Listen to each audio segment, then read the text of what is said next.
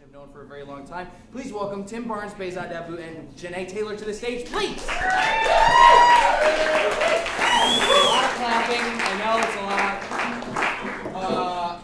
Yes. Hi guys. Hi. How's it going? Janae, how's it going? Yeah. All right. So I'm gonna ask you to move your chair back just a little bit. Oh my God, that's great. Now I can see everyone. This is nice. Janae, you're the only one that the audience has not met yet, but I've known you a long time. We had Janae Bonsu of BYP 100 on once before, but can you tell us a little bit about BYP 100? So BYP 100 was about 2 years ago, right before the Trayvon Martin finale came out. 100 activists between the ages of 18 and 35 who are African American in this country came together just to create a lens, have a conversation. And we're all in the same room the day George Zimmerman was acquitted of the crime. And at that time, people cried, people held hands, and were really in solidarity about, like, what does it mean to be black in America at this time? And so we're about 2 years old now, and we're in 5 different cities: Chicago, New York, New Orleans, the Bay Area. That's say 5? That's 4. 4. Chicago, New York, the Bay Area, New Orleans, New York, the Bay Area. So we're in 5 different cities as cohorts, and these cities, 1835, space for black folk to come together and just really create policies and create agendas on how we want to exist in this world, and then present that to the country in a very revolutionary way. And just briefly, to give another artistic layer to what we're doing, as we are all in the arts now, all 4 of us, you're working on Stop Reset. I am. Right, come see it. Come hang out with us. It's an amazing piece. It's really revolutionary. It dares us to ask the question, like, what is the point of a building when you? What is a legacy? What does that really mean? All of this shit can be raised down to the ground, right? All these things are going to go away. So how are we continuing to progress? What are we saying to the next generation? And what is the guarantee of a memory? Well, it sounds like we should take out some sort of insurance policy on the building here. But paper burns. Okay. No, this is, I actually have this on the Good Evening letterhead here, which is just random scraps of paper. Actually, that's all that is. But yeah, this is like a good old-fashioned panel. What do you say? So here's one that I have that's good. There was a teacher in Orange County outside of Chapel Hill, North Carolina, who is a gay gentleman himself, and he had a kid in his class who was probably 2nd or 3rd grade. This young gentleman is effeminate, and he was being made fun of by other students in the class and called gay and other derogatory terms. And so this teacher says, what can I do? How can I approach this situation in a teacher-y way where I can make use of this situation and teach the kids a thing or two? So he read a book called Two Princes, which is about 2 princes who meet and fall in love. It's a fairy tale. On the last page, they kiss each other, but he did not show the kids that page. He just read them the story and didn't show them the kissing part. And at the end, one of the kids went, what just happened? Literally. And the teacher went, well, these 2 gentlemen met, and then they fall in love. And some of them were like, what? And one kid was like, yeah, great, awesome, cool, I'm in. My question is, is it ever too early to show kids that there are, because the parents freaked out about this book, you know what I mean? And so they were like, hey, not my kid, Is it ever too early to expose kids to different ways of thinking than insulated ways of thinking, like just men and women marry?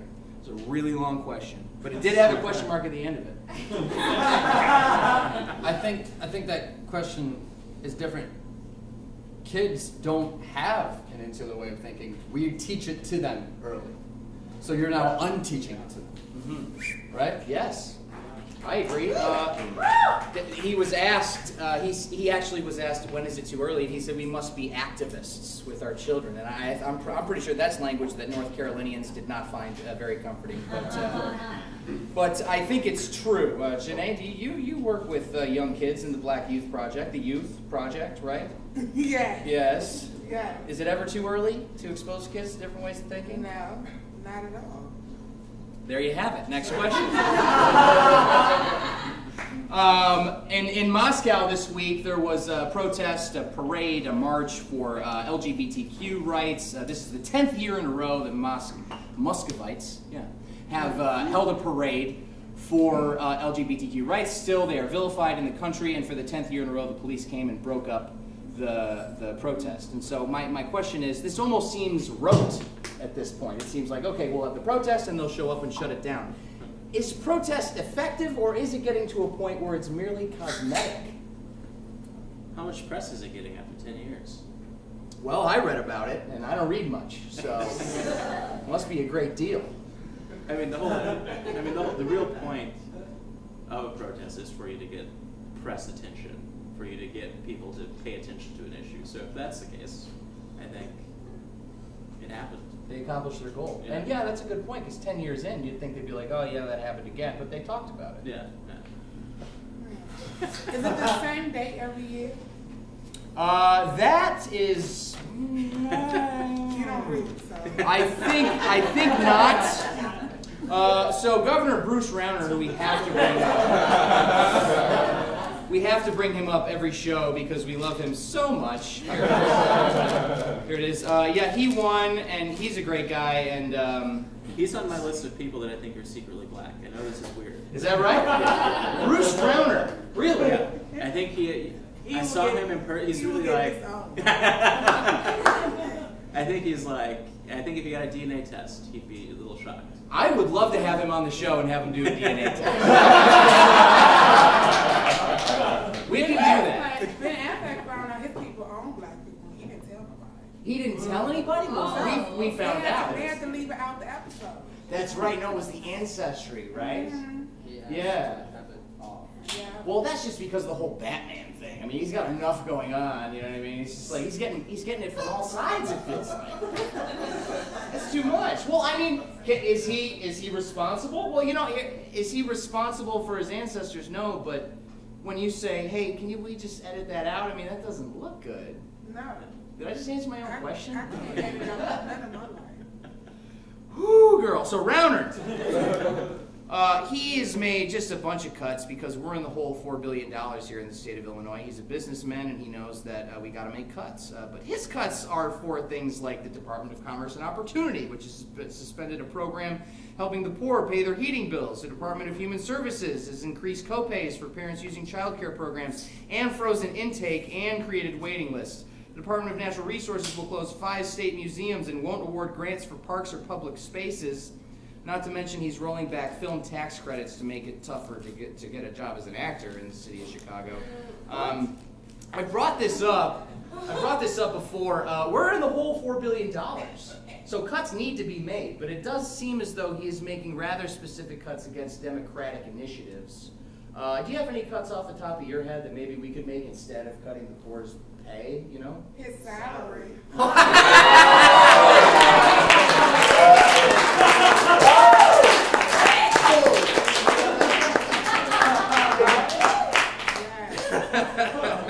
Yes. At one point, the superintendent of Chicago Public Schools was making more than the president.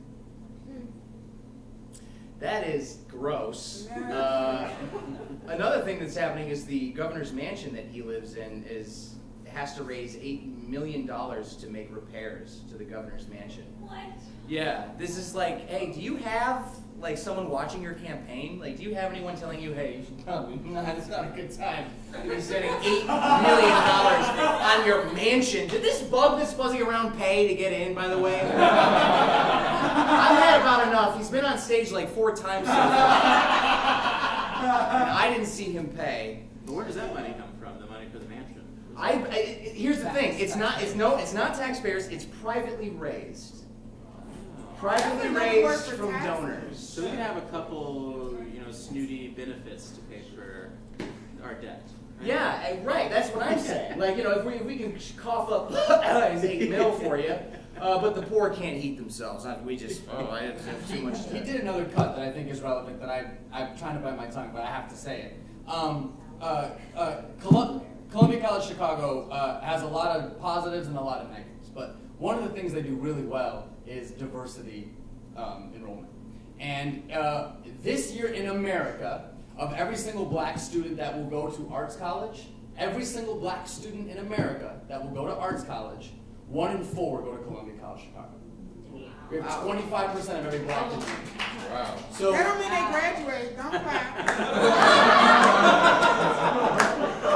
what it means is that out of the 470 art schools, 469 of them aren't admitting black students. That's what that means. Right. At a high rate. So there's something to recruit those students, and that's called Diversity Recruitment Initiative. And that's going to be cut for 2016-17. And I only say what I say because tuition increases, right? And so you recruit them with the like, oh, we got Kanye hung out here. You got like these little hip hop people and some dancers. And then it's like, oh, by the way, you increase, you can't pay no more. So they recruited to look real cute, right? To make them look appealing to white industries. Or we include black people, but we don't maintain black people. Diversity Recruitment Initiative is also the name of the third Avengers movie. That is true. It's true. It's the third Enders That's the name of movie. the prison industrial complex. Woo! Topical. Let's be true. We're going there, guys. Hey, this is an upper. So from the magazine Science, which I'm not sure what they're about, but the magazine it's called Science, and a young female student wrote in and talked about her advisor, and she said, whenever we meet in his office, I catch him trying to look down my shirt. That's one excerpt from her letter, and so she wrote in and was like, what should I do about this? How should I approach this? I want to be taken seriously. I'd like to advance my career.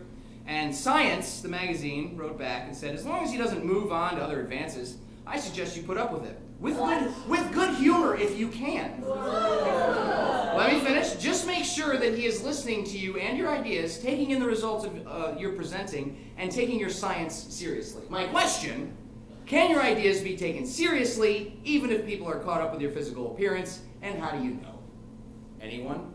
Can your ideas be taken seriously if people are caught up in your physical appearance? What would your advice to this young lady be? First of all, I would never dress her as a female. And I say that because female is an animal, right? A female can be like a giraffe. A woman, right?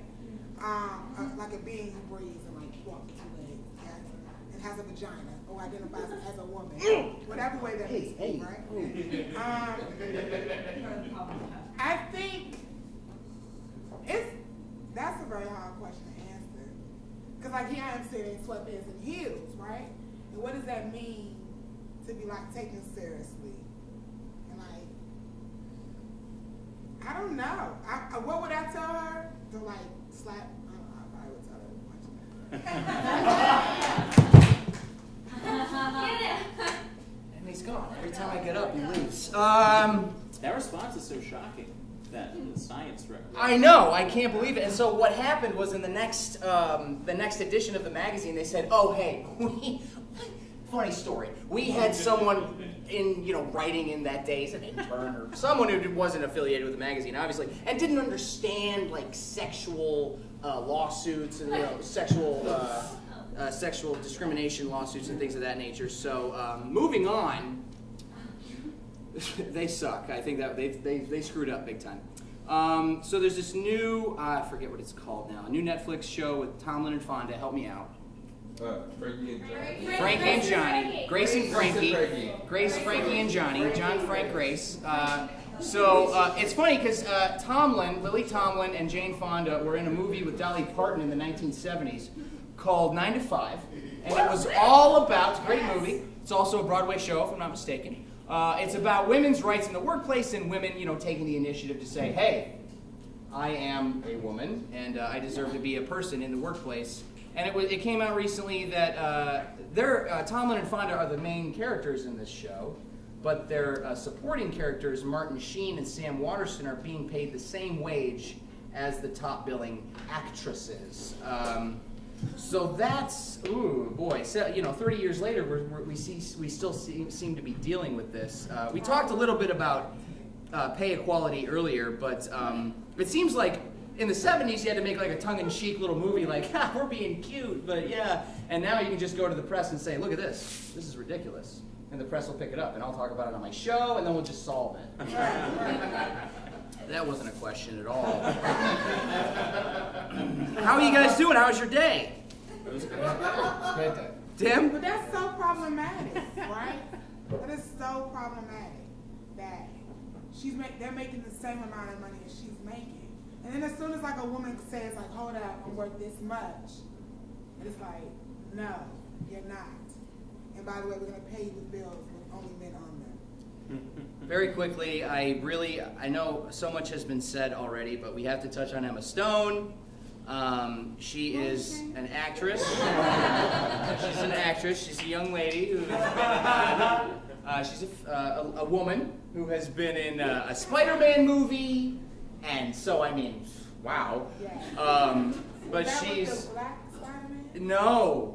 There is no Black Spider-Man yet. Are you kidding? There's in the comics. In the comics, there is. It's so funny because earlier you were saying, or Bezan was saying, you know, people get so upset when you say that. It does seem like comic book fans are so upset about that because it's always been a white guy's the flame, a white guy's the thing. And so how are you going to change that? Why would you do that?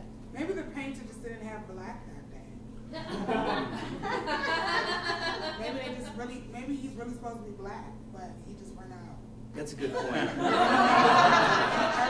read it wrong. Everybody. Well, Emma Stone is a white woman who is playing someone who is not supposed to be white. This has been chewed up in the press so much already, but Cameron Crowe came out and gave a pretty heartfelt apology in text that said, you know, this is horrible. We want to see more diversity in casting. Obviously, the Chicago Inclusion Project is something that is being started. It's almost like a grassroots campaign because Hollywood seems so far away. Is there anything else that we can do to encourage Hollywood to have more diverse casting? I think that like, what the movies with diverse casts are making money. You know Very what I true. mean? Statistically, like no, it's Fast absolutely true. 7 or whatever has made more money than anything this year. Like movies with diverse casts are making money. Guardians of the Galaxy has a diverse cast and it's making money. So like, so those movies are making money. I don't know what else Hollywood needs. I think we have to begin to so YouTube is a great resource, right? So how do we, as people who pay for movies, make a YouTube video, go straight to Emma Stone and say, stop doing movies with all white cast. You, stop doing movies with all white cast. We put pressure on them because they're making money off of us, right? We directly go to the source and say, look, I'm not going to support you if you keep doing all white movies. Period. And we don't go to the movies, you don't put them on the channel. I don't see anything with all white, ever. I don't listen to all white music. I don't go to all white plays. I don't go see all white movies. I don't watch it. I will not support you. Game of Thrones? No.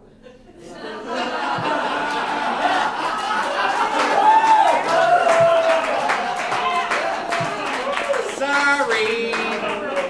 Guys, that's it. I want to thank my panel. I want to thank Danny James. I want to thank all of you.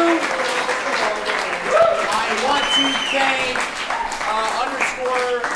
Studios for helping me out. As always, Ben Fout of Foutography, Jackalope Theater Company, Cody Spellman, Kaiser Ahmed, Ben Fout, Alex Hand, Andrew Rovner, John Cohen, of course. Please thank him again.